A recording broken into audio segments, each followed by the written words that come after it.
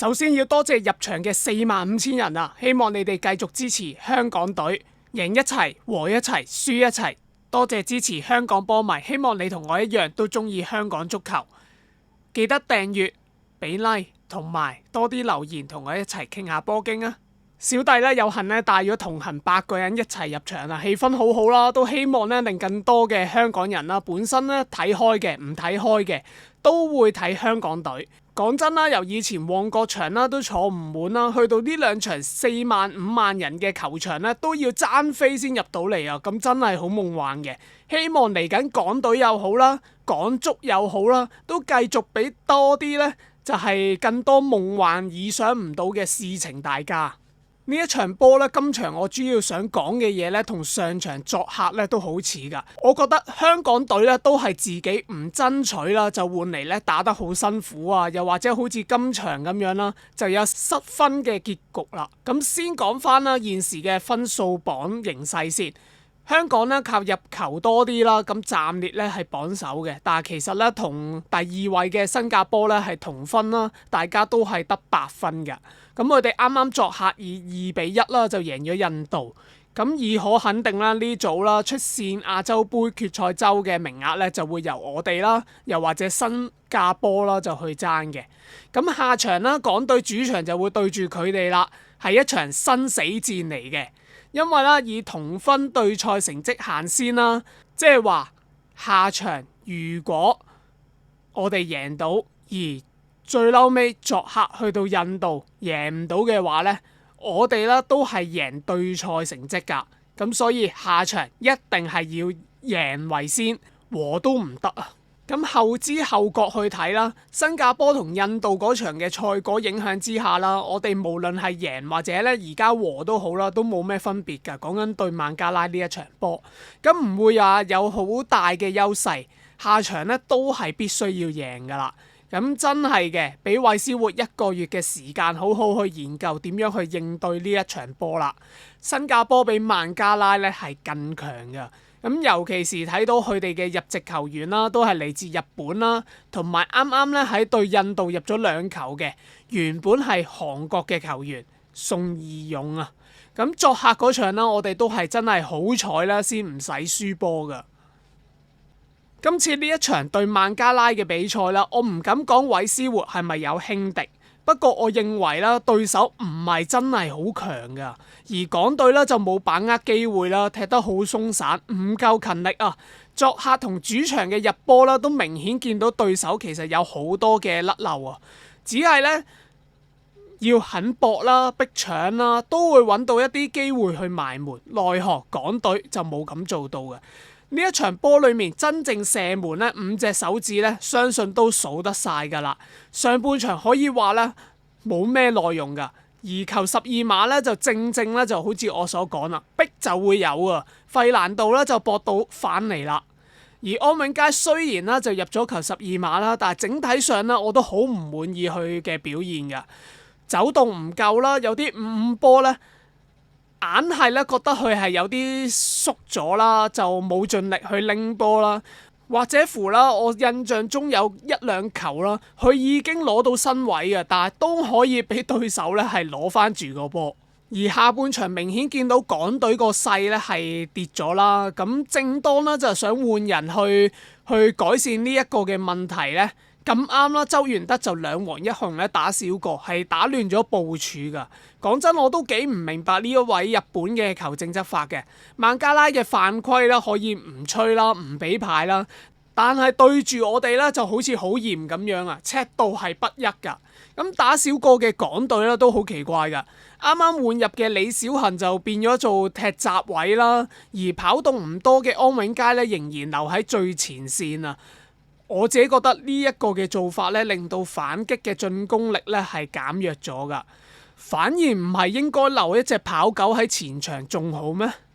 我自己認為咧，今場港隊整體嘅陣容咧都好多不解嘅。咁原本踢嘅陣咧，我自己睇落咧似係一個3-5-2嘅陣式啦。早年佬咧就放咗喺左側位置嘅。但係咧，其實佢踢中間咧先係最啱佢踢啦，又可以同艾華頓咧去做到一啲嘅配合夾到。艾華頓咧雖然話係翼啊，但係咧就墮得好後喎，喺呢一場波裏面，好多時啦要去拎波咧，但係始終同禁區嘅距離太遠啦，根本咧就埋唔到去。咁好似係雙箭頭嘅安永佳拍劉家喬啦，但係劉家喬咧又成日要去落嚟攞波啦，削弱咗佢一啲嘅侵略性，擺位咧似乎係有問題㗎，以致到咧未能盡用咧球員嘅能力啦。而所失嘅一球咧，我認為咧都冇咩好怪啦，同上一場一樣啦。謝家榮落到場上咧，對手俾到佢嘅威脅咧唔算話大啊。咁衰啲講，掂個波咧都冇咩機會。咁但係一下就致命啦！就算下半場失波前嗰段咧，對手好似撳住攻啦，但係往往咧都俾我哋嘅後衛球員咧清走到個波㗎。咁所以作為龍門啦，尤其是喺呢一場裏面，佢唔多機會做到嘢嘅話咧，熱身不足咧，呢一下嘅失波咧，我自己真係覺得唔可以完全怪晒佢。我自己啦，踢波啦，認為咧龍門呢個角色咧係真係好難嘅，你好難咧90分鐘咧都完全專注嘅。如果嗰場波咧你係不斷咧有啲波接下，反而咧嗰場嘅話狀態係會更加好啊。點都好啦，下次咧就只有一個嘅目標啦，贏波，咁都未算係壞事嚟嘅，起碼仲有出線嘅可能性。11月18號，香港波迷約定大家啦。而喺啱啱呢個星期啦，本地賽事都進行咗2場嘅聯賽杯8強啊。咁最多人關注一定係傑志對流浪呢一場波啦，因為金信煜、伊拿拉文迪咧都喺傑志嘅後備名單裏面。而金信煜更加咧後備入替踢咗10分鐘左右啦，就有一個嘅入波。咁呢場咧係佢自24年1月菁英杯對北區之後啦，再喺香港頂級聯賽嘅賽事裏面啦就去出場啦。咁唔計預備組啊 U22呢啲聯賽啦。咁而伊拿拉文迪咧最後咧都仍然係未有落場啦。咁球迷咧仲要等等啦。咁對於金信煜咧，我都唔明咩事佢冇得踢啦。咁知道佢係有傷嘅，但係傷正常隔咗咁耐咧都傷好啦。以佢嘅高度咧，真係擺出嚟咧，對面禁區企喺度咧都入到波㗎，簡直係浪費咗一個嘅球員嘅時間啊！咁賽後訪問啦，佢就話呢個咧可能係佢職業生涯最後一季啦。咁希望啦，佢可以獲得多啲嘅出場機會啦。始終唔好嘥咗自己，亦都唔好嘥咗傑志球會嘅錢啊嘛。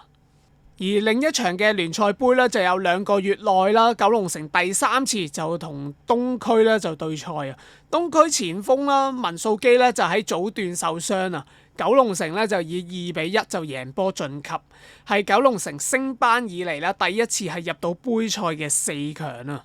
咁嚟緊呢個星期啦，又會去翻聯賽嘅時間啦。星期6就會有2場嘅賽事，分別就有大埔對傑志同埋理文對東區。星期日就有3場嘅賽事，就有流浪對東方、九龍城對北區同埋港會對南區。相信今個禮拜嘅焦點啦，就會擺喺星期6嘅早場大埔對傑志呢一場波啊。咁今季大埔同傑志咧都未曾對賽過㗎，咁而兩隊咧都相信係有實力爭標嘅球隊嚟㗎，咁所以咧都係一個幾吸引嘅對賽嚟㗎。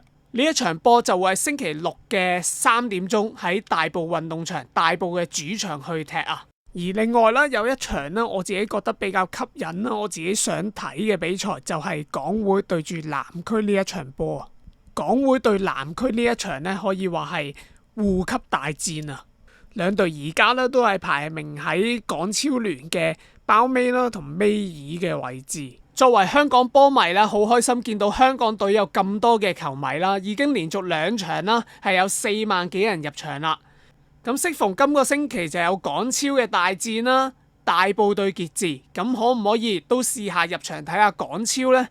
大埔同傑志兩隊咧都各自有一啲香港嘅港腳啦喺裏面噶，咁包括就係把關嘅大埔龍門謝家榮、陳肇鈞、費蘭道、顏卓彬、陳俊樂同祖連奴。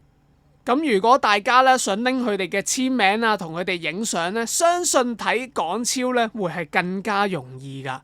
呢一個咧都係吸引嘅賣點啦。希望嚟緊啦喺港超嘅賽場上咧，都見到更多嘅球迷啦就入場支持啦。尤其是本身冇睇開嘅，多啲入場支持埋港超聯。